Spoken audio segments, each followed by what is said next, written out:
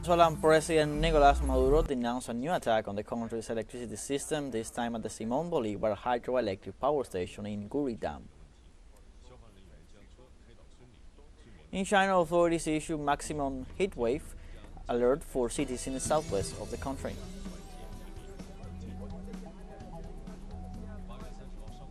And in Palestine, an Israeli attack at the Nuseirat refugee camp killed 20 civilians, bringing the total death toll in Gaza to over 4,600.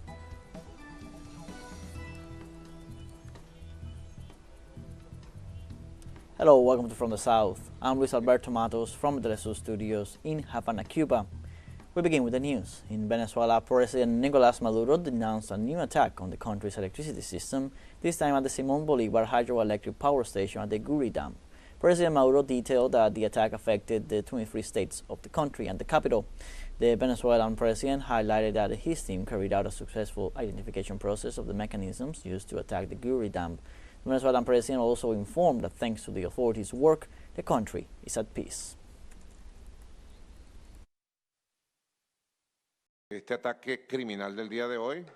This criminal attack today has different characteristics. It has been an attack once again to Guri. At this time that I am talking to you, we have determined the mechanisms that were used in Guri, inside Guri, and in the vicinity of Guri, how it was done.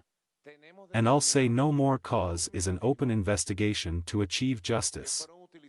They attacked the transmission systems, but, due to the various protections that have been made on the generation system, particularly in Guri, for approximately 4 years they have not reached out the heart of the system, which is Guri. They played it all out. They played it all out, and the specialists of the highest level who are there alongside with the Vice President and Minister Marquez say that the attack they made, how they planned it, the failure they programmed and the magnitude of what they generated could be described as they described it to me as the father and the mother of all the attacks that have been made against Guri. With a single objective to liquidate Guri, it is an attack full of revenge. It is an attack full of hatred that comes from the fascist currents that have taken over the political sectors that pretended to be political opposition. And early Saturday morning, Diosdado Cabello, Minister of the Interior, Justice and Peace of Venezuela, gave a detailed report on the situation in the Bolivarian nation after suffering what the executive has described as one of the largest attacks on the national electricity sector. Accompanied by representatives of the security forces, who guaranteed, together with the courage of the Venezuelan people, that the brutal attack would not affect the peace of the nation, Cabello gave details about the situation in the capital and at the national level. After an intense, highly technical and coordinated operation, this articulated the operation led by the National Far-Right in coordination with its agents abroad.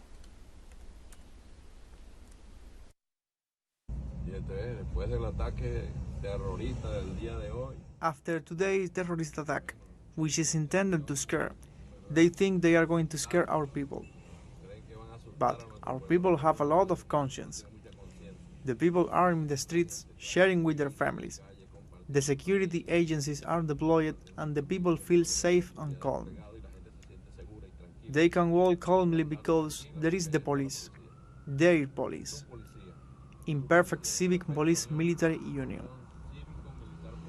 The Bolivarian National Guard is also deployed, and it is part of the doctrine. The Minister of the Interior, Justice and Peace assured that the state security forces guaranteed peace throughout the country. Today, they preserved the peace of this country all day long. All day long, our people felt safe and calm, and we saw it right now when we stopped somewhere and the people felt safe. They enjoy with their children, with their wives, with their families. For all the tour we did, we went to the Barral, to the National Assembly. Peace and tranquility. Cabello also assured the aggression to the electricity system, which he defined as a terrorist attack, had the intention of destroying the national electricity system. In Venezuela, our people have a superior conscience, so high that overcomes any challenge. Any challenge.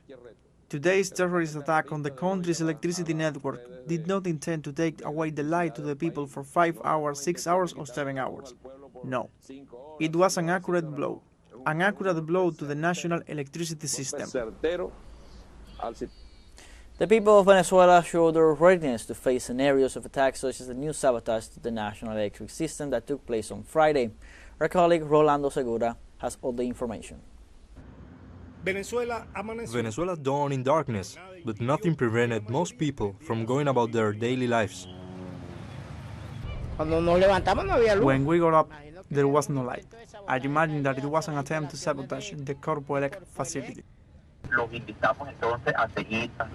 Authorities immediately reported that just at 5:40 a.m., the country was the target of a new aggression against a basic service. A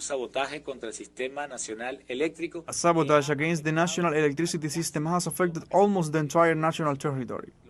24 states are reporting total or partial losses of electricity supply. And at 4:45 a.m., all the hydroelectric equipment and the entire Vice Presidency of Public Services, as well as the entire national government, were in place. The impact of sabotage disrupted normality. The signal is terrible. Here, I am waiting for my husband. I don't know where he is. He's driving a bus, but I don't know where he is. Here, waiting for him to pass because the signals have fallen. I don't know about my children because they are out of Caracas, and that has us concerned, and so are many of them. President Nicolas Maduro, through social networks, called for calm and sanity, nerves of steel. Desperate fascism attacks the people, but together we will overcome this new onslaught. First of all, let's keep calm. We do nothing by despairing. What we do is to harm ourselves. Let's keep calm. Hope that this will soon return to normal so that we can all be in communication and together. But adversity does not seem to stop Venezuelan men and women who, in the midst of uncertainty, do not give up even a smile. We have been through worse things and we have survived them. And for now, we are well. Like Aracelis, many men and women decided not to stay at home and went out to work. Cash or foreign currency to take out whatever it is, to take out what is under the mattress, whoever has. We have to work. If they are customers, of course, welcome. You have to go out on the street every day with the blessing of God. Traffic lights were among the first to announce the return to light. It has arrived again. Let's go to work. The light has arrived. Let's go to work. Let's see how long it lasts.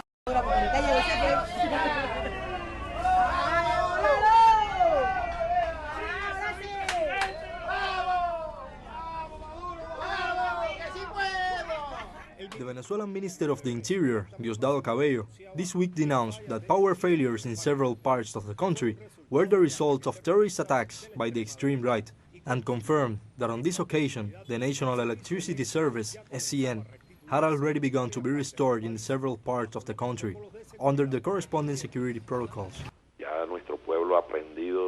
Our people have already learned from so many attacks and attempts to violate their rights. Immediately, the people became active. We have total tranquility in the country. The security agencies are already patrolling without any problem. For his part, the Venezuelan Minister of Defense also assured the serenity and tranquility in the country. The borders are working perfectly without any problem in any part of the national territory. There has been a situation that may be worth mentioning here. Everything is under control and, as I told you, the armed force will be in coordination with all public security agencies in perfect civic military policy union to address any situation. For their part, the health authorities guaranteed the operation of its 79 high-complexity hospitals on all its health care facilities. Well, we will always move forward. We will go through thick and thin. We will eat the green ones and the ripe ones. Electricity is gradually returning in different regions of the country. Patricia Villegas y Rolando Segura, TeleSUR, Caracas. Let's now take a short break, but remember you can join us on TikTok at TeleSUR English, where you'll find news in different formats, news updates, and much more. We'll be right back. Stay with us.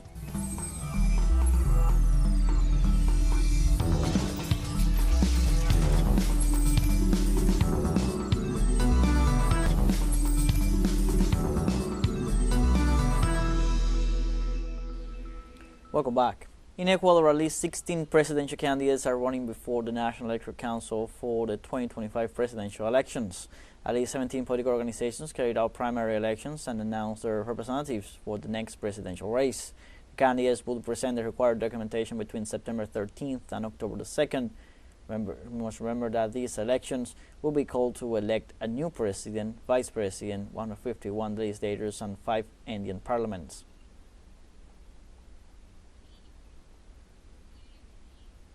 In Brazil, the Federal Supreme Court issued an order to suspend the use of the social media X in the country due to legal violations by Elon Musk's company.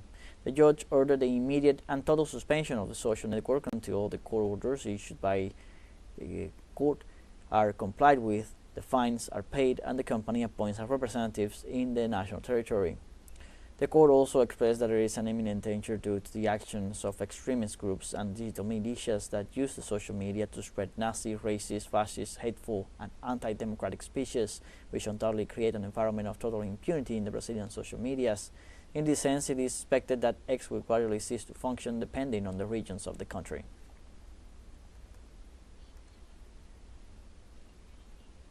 And also in Brazil, 2 people lost their lives and dozens were injured after the collapse of the roof of a Catholic church in Recife on Friday.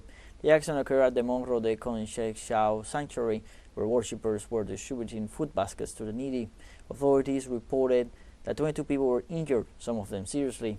The mayor of Recife, João Campos, decreed 3 days of mourning and announced an investigation to determine if the collapse is related to the recent installation of solar panels in the church or if there were structural failures.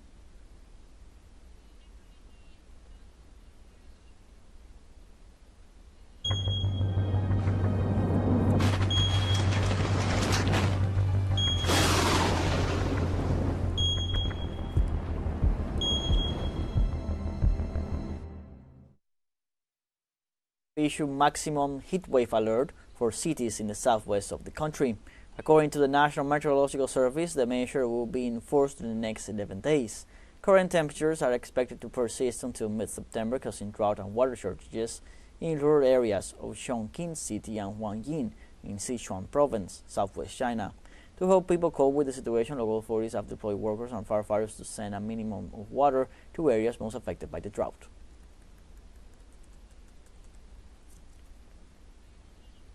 And in Nigeria, at least 200 people have died following recent floods that swept away homes and farmland. According to the National Emergency Management Agency, floods have displaced over 200,000 people in 28 of Nigeria's 36 states. The state hardest hit by the rains has been Jigawa, where 37 people died. Authorities have repurposed public buildings and schools into shelters for the displaced. The floods have destroyed over 100,000 hectares of farmland. And also in Nigeria, health authorities have confirmed 48 cases of mpox in over 20 of the country's 36 states. According to the Nigerian Center for Disease Control, although there has been an increase in the number of reported cases, so far there have been no reported deaths. To prevent further contagion, the national government has introduced a new form for travelers entering the country to declare their health status. Due to the rapid spread of the virus through the African continent, the African Union has declared a public health emergency. Authorities warn that although there is no specific treatment for the disease, antiviral drugs can help control it, as most cases are mild and recovery takes a few weeks. We have a second short break coming up, but before we invite you to visit our YouTube channel at TeleSUR English. There you'll be able to rewatch our interviews, top stories, special broadcastings, and more. Hit the subscribe button and activate the notification bell to stay up to date on the world's most recent events. We found a short break, don't go away.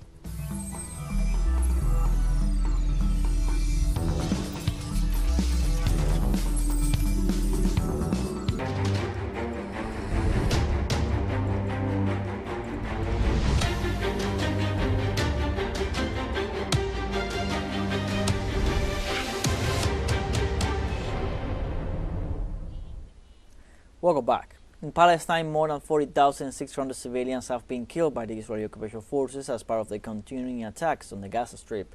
In the last 24 hours, the occupation forces carried out 5 massacres in the Gaza Strip, leaving at least 89 Palestinians killed and 205 others wounded. Health authorities warned that the number of those killed and injured could be even higher, as many of the victims remain trapped under the rubble of the infrastructures affected by the bombardments due to Israel's impediments to the entry of ambulances and civil defense teams.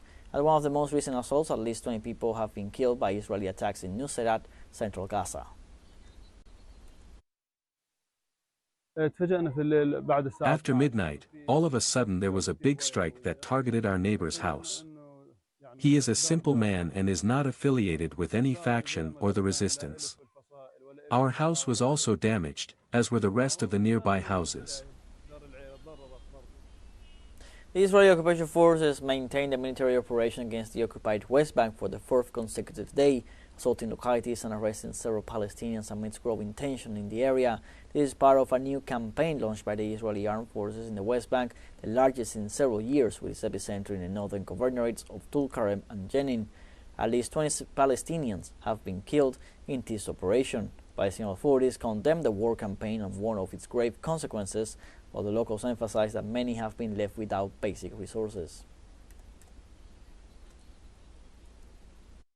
We're facing difficulty. Water and electricity are cut off. The entire infrastructure has been destroyed, as well as our cars.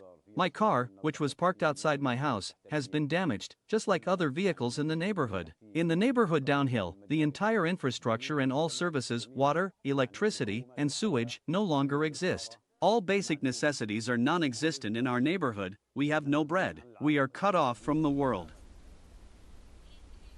Also in Palestine, a polio vaccination campaign had begun on Saturday after the war-torn territory recorded its first case of the disease in a quarter of a century. After beginning in central Gaza, vaccines are said to be administered in southern Gaza and then in northern Gaza. The campaign, which involves 2 doses, aims to cover more than 640,000 children under 10. The World Health Organization said on Thursday that Israel had agreed to a series of 3-day humanitarian pauses in Gaza to facilitate vaccinations, while humanitarian agencies shout that this pause for polio vaccines in Gaza is not good enough and a permanent cease is needed, otherwise it would prove to be counterproductive.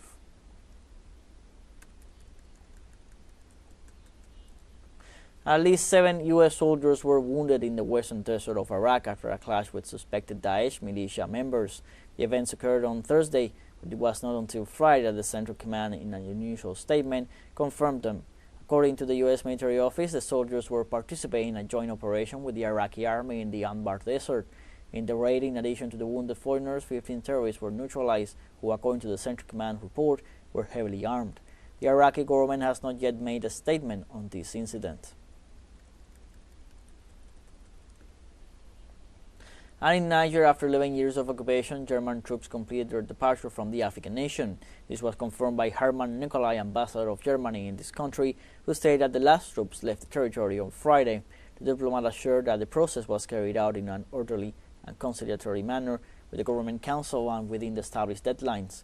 Niamey ratified the conditions of the peaceful and respectful withdrawal and reiterated that the security of the country is an internal matter, referring to the damage caused by the colonialist logic of other governments.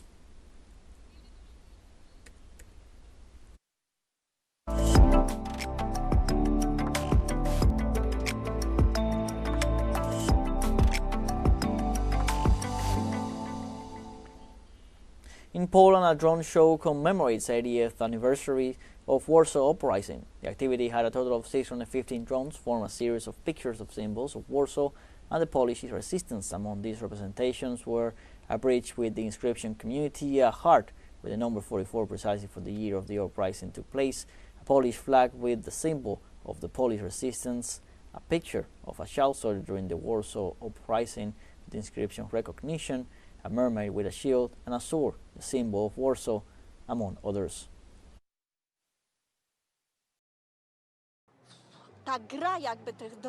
This game, this drone dance was superb. It was colorful. Someone who doesn't know what happened 80 years ago would be able to discover it in the sky. It was a very good idea to mix modernism with the past, to show that it can be done differently. A beautiful show, without fireworks and with a message. I thought it was great that there were symbols of Warsaw, resistance, and patriotism. Like this, we are from the end of this news brief. You can find these and many other stories on our website, TeleSURenglish.net. So join us on social media, Facebook, X, Instagram, Telegram, and TikTok. For TeleSUR English, I'm Luis Alberto Matos. Thank you for watching.